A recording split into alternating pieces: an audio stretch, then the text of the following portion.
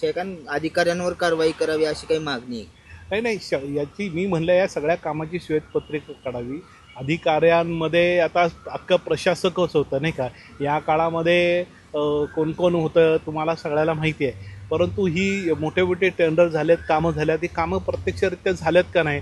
जर झाले असते तर एवढे मोठी संकट काळ पुण्यावर आली नसते ना. सगळे नाले तुंबलेले आहेत, रस्ते तुंबलेले आहेत, रस्त्यावर पाणी, नदीचं स्वरूप आलेलं आहे, सगळ्या घराघरामध्ये पाणी आहे. आज ही परिस्थिती आहे. पावसाळा सुरू व्हायला अजून बराच कालावधी बाकी आहे. आत्ता एका पावसामध्ये एवढी धांदल उडालेली आहे महापालिकेची. गार्डन विभाग असं बघितलं तर रस्त्यावर झाडं तुटून पडले. गार्डन विभागाला समजायला पाहिजे की बाबा ही झाडं कुजलेली आहेत, ही काढली पाहिजे, ही तोडली पाहिजे.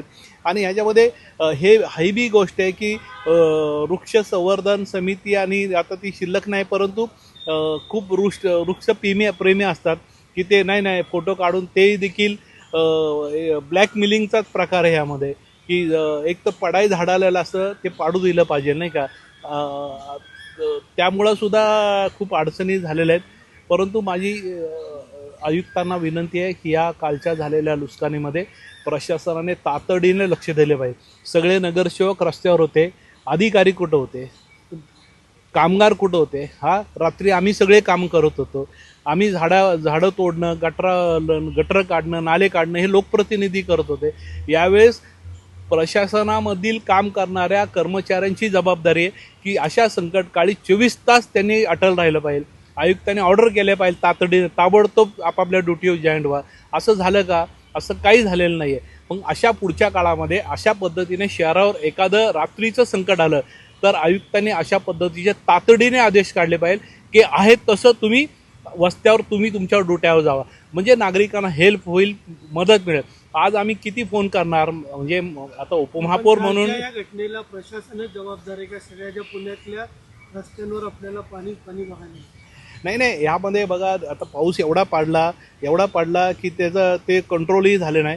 पण यामध्ये जे गटरमध्ये गाळ तुंबलेला आहे, गटरमध्ये सगळी घाण तुंबलेली आहे.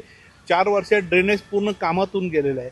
ही सिस्टीमच सगळी बिघडलेली. ही पूर्ण अवध करण्यासाठी या ठिकाणी प्रशासनाला खूप ताकदीने काम करावं लागणार आहे.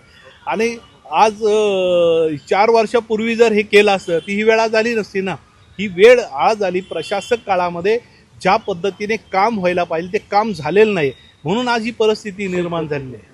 म्हणून याची श्वेतपत्रिकेची नाही या ठिकाणी पुन्हा एक माझी व्यक्तिशः मागणी आहे की या 4 वर्षाच्या काळामधल्या कामाची श्वेतपत्रिका नक्की निघली पाहिजे की नेमकं काय काम केलं प्रशासनाने नाही का. हे पुणेकर नागरिकांना कळायला पाहिजे ना.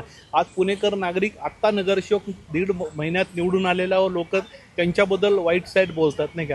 पण आम्ही 1.5 महिने झाले तरी आज आम्ही काल बऱ्यापैकी सगळे नगरसेवक वाड्या वस्त्यावर झोपडपट्ट्यांवर विचारले जाते.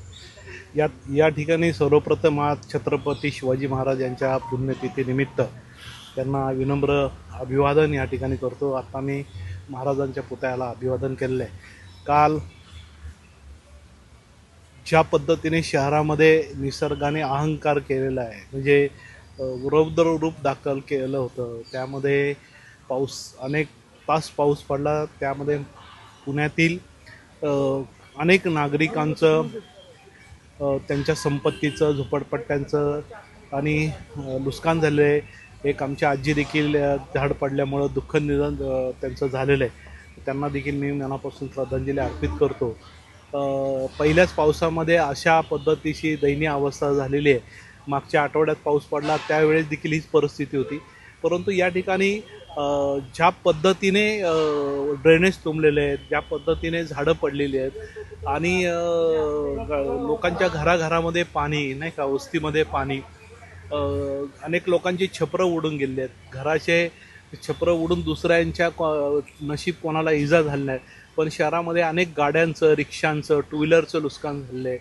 आणि ड्रेनेज तर सगळ्या लोकांच्या घरामध्ये, स्लममध्ये पाहिलं तर जनता वसत घ्या, दापू, जिथं झोपडपट्टी आहे त्या ठिकाणी घरांमध्ये लोकांच्या पाणी घुसल्यामुळं त्यांच्या संसाराचं नुकसान झालेलं आहे. या सगळ्या ह्याच्यामध्ये एकतर ज्या 4 वर्ष प्रशासक होतं त्या प्रशासन काळामध्ये जी कामं व्हायला पाहिजे होती ती कामं झाली नाही हे लक्षात येतं आहे. कारण की 4 वर्षामध्ये जर शहरातल्या स्लम, झोपडपट्टी, ड्रेनेज, गटर या आणि पावसाळी लाईन या नीट जर झाल्या असत्या तर ही परिस्थिती आज पाहायला मिळेल नसते असं मला स्वतःला वाटतंय.